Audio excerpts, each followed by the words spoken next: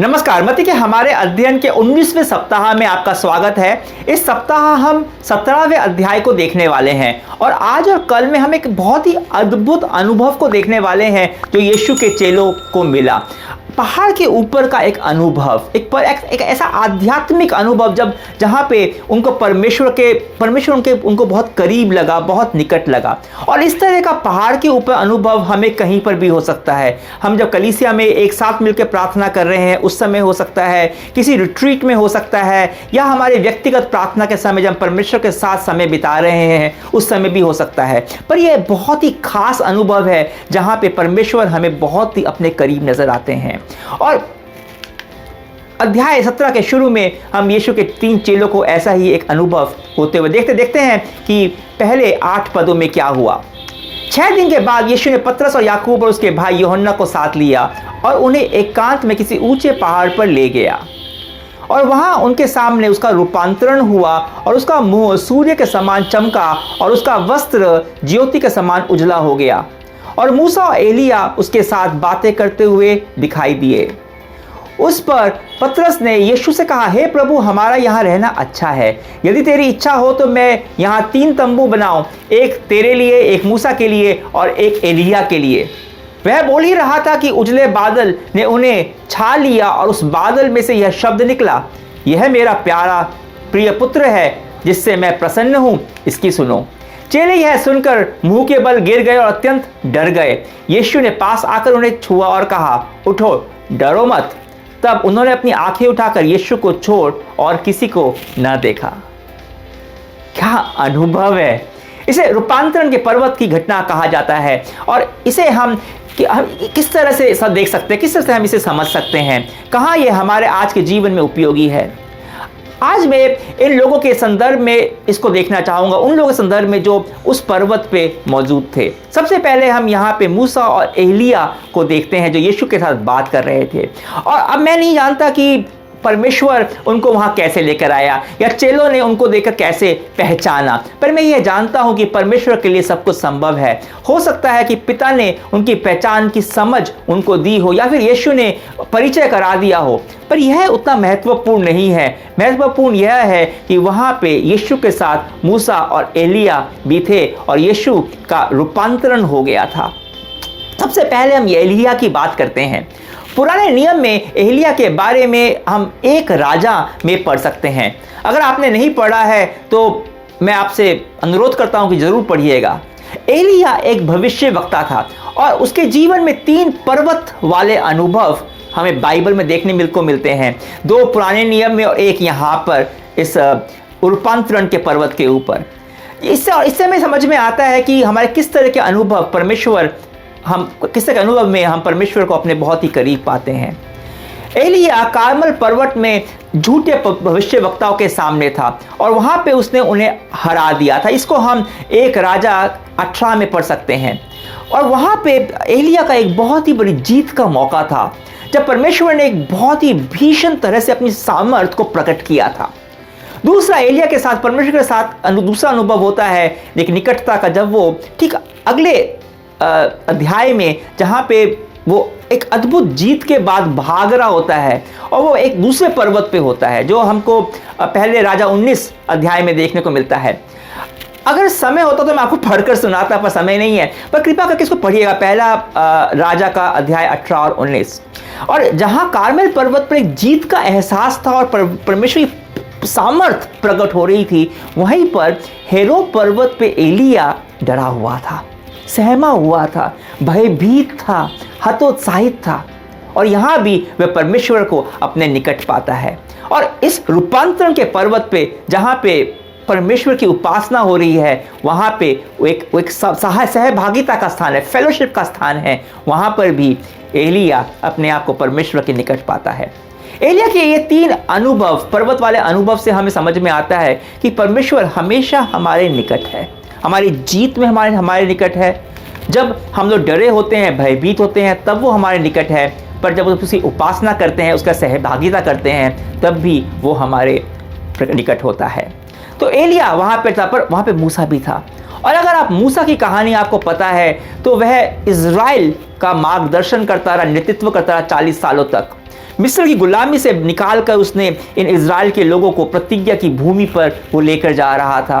परंतु एक बार उसने परमेश्वर की आज्ञा का अवहेलना की थी और इस वजह से वो खुद प्रतिज्ञा की इस धरती पर प्रवेश नहीं कर पाया था। उसको परमेश्वर ने इज़राइल की धरती दूर से दिखा दी थी, परंतु उसके प्रवेश करने से पहले ही वह मर जाता है। परंतु यहाँ पर इस पर्वत पे यीशु के साथ वह खड़ा है। अब ये कौन सा पर्वत था हमें पता नहीं, पर इतना हम जानते हैं कि यह पर्वत इज़राइल में ही था। जिस चीज से वह अपनी गलती के कारण जीवन काल में वंचित रह गया, पर आज परमेश्वर ने उसे पूरा कर दिया था। वो इज़राइल की धरती पर खड़ा था। हमें अक्सर लगता है कि हमारी गलतियां, हमारे पाप, उसकी वजह से परमेश्वर की योजना विफल हो गई है। हाँ, हमारे पापों के परिणाम होते हैं और हो सकता है कि उस परिणामों को हमें भुगतना पड़े, पर इस वजह से परमेश्वर की योजना हमारे जीवन में पूरी होने में देर हो सकती है, परंतु कभी भी व्यर्थ नहीं जाती। मृत्यु भी परमेश्वर की योजना को हमारे जीवन में पूरा करने से रोक नहीं सकती। मूसा अंततः इज़राइल की भूमि के ऊपर खड़ा था यीशु के साथ। अब उससे पहले कि मैं चेलों के बारे में बात करूं, मैं यहाँ पे रूपांतरण के पर्वत में एक बहुत ही महत्वपूर्ण शिक्षा के बारे में बात करना चाहता हूँ। मूसा वह व्यवस्था का प्रतीक था। उसने व्यवस्था परमेश्वर ने उसके द्वारा दी थी। और एलिया वो एक भविष्यवक्ता था, वो सारे भविष्यवक्ताओं का प्रतिनिधित्व कर रहा था। अब भविष्यवक्ताओं का संदेश था परमेश्वर का न्याय, परमेश्वर का क्रोध और उसका दंड, पर साथ में उसके संदेश हमेशा उन लोग के संदेश अंत होते थे एक आशा के साथ। एक आशा का संदेश भी था जो जिसके था पर पिता यीशु के लिए कहते हैं, यह मेरा प्रिय पुत्र है, यह मेरा प्रिय पुत्र है जिससे मैं प्रसन्न हूं, इसकी सुनो। यीशु की सुनो, वही है गुरु, उसी की सुननी है, उसी के पीछे चलना है। मत्ती 5:12 में यीशु ने बोला कि वह व्यवस्था को पूरा करने के लिए आया, उसको लुप्त करने के लिए नहीं आया, उसको हमारे हृदय के ऊपर लिखने के लिए आया, खोखले नियमों में ना रहकर उसे रिश्तों में बदलने के लिए आया। और मत्ती 5:17 में यीशु भविष्यवक्ताओं की शिक्षाओं को पूरा करने आया। परमेश्वर का दंड उसकी क्रूज पर मृत्यु पर पूरा हो गया और जो आशा भविष्यवक्ताओं ने दी थी वो यीशु में पूरी होती है। तो व्यवस्था और भविष्यवक्ताओं की शिक्षा दोनों ही यीशु में पूरी होती हैं। तो हम केवल और केवल यीशु को ही देखते हैं, वही है जिसका अनुसरण हम करते हैं। अब यीशु वहां पर पतरस, याकूब और यूहन्ना को साथ लेकर गया।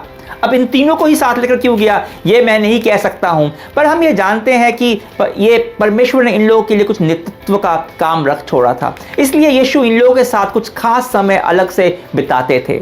अब इस रूपांतरण के पर्वत पर इनको जो अद्भुत अनुभव हुआ उसकी दो प्रतिक्रिया हमें देखने को मिलती हैं।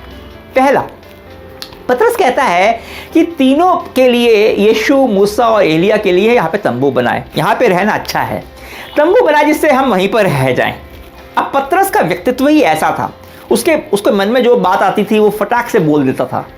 और यीशु उसको बता चुके थे कि वह यरूशलेम में जाना है जहाँ पे उनको क्रूस पर चढ़ाया जाएगा, पर पतरस वहीं पर रहना चाहता था, उस पर्वत के ऊपर।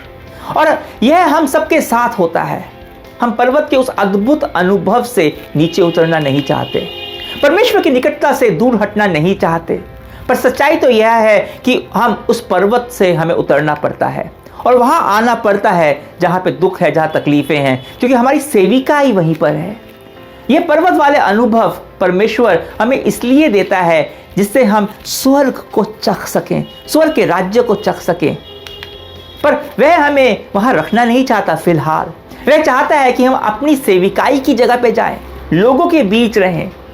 तो एक प्रतिक्रिया थी कि चेले वहीं रहना चाहते थे, पर दूसरी प्रतिक्रिया दिखाई देती है अत्यंत डर की, दहशत की। जब उन्होंने पिता को सुन वो मुंह के बल गिर गए, डर के मारे। साफ लिखा है कि वे डर गए थे, इसलिए मुंह के बल गिर गए। आराधना या उपासना में वे नहीं, डर के मारे गिर गए थे। एक परमेश्वर का भय होता है, प्यार और सम्मान का, उसे भी परमेश्वर का भय कहा जाता है। पर डर, दहशत वाला तस्वीर वह है क्रोधित परमेश्वर की, जो शायद अभी अभी मेरे ऊपर बिजली गिराने वाला है, मेरे को दंडित करने वाला है। पर सच्चाई तो यह है कि हमें परमेश्वर के क्रोध से डरने की अब कोई आवश्यकता नहीं है, क्योंकि उसका क्रोध, उसका दंड यीशु के क्रूस पे पूरा हो चुका है। यीशु ने यह सुनिश्चित कर दिया है कि हम परमेश्वर की उपस्थिति में या में बिना डरे रह सकते हैं।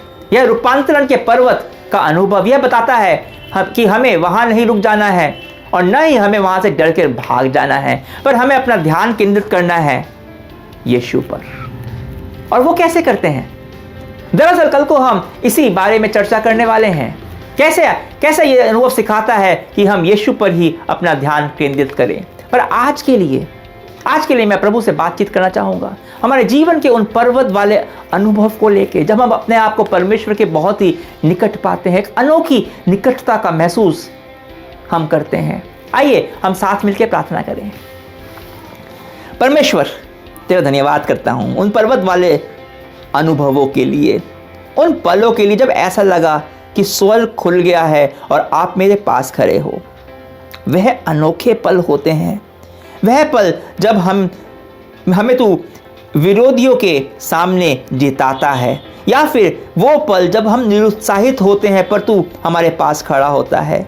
हम तेरे को अपने करीब पाते हैं और उसी स्थान पर हम रहना चाहते हैं, क्योंकि तेरे से करीब महसूस करना चाहते हैं हर वक्त। वो एक स्वर्ग का स्वाद हमें मिलता है, पर मैं जानता हूँ कि वो पल हमें देता है जिसलिए तू हमें तैयार कर पाए हमारी सेविकाई के लिए। धन्यवाद करता हूँ कि मेरे को तेरे से भयभीत होने की ज़रूरत नहीं है, क्योंकि यीशु ने मेरे पापों की, मेरी गलतियों की सज़ा अपने ऊपर ले ली है। मैं तेरा धन्यवाद करता हूँ परमेश्वर, तेरा धन्यवाद करता हूँ। यीशु के नाम से प्रार्थना करता हूँ। कल तक के लिए आज्ञा दीजिए। परमेश्वर की महिमा हो।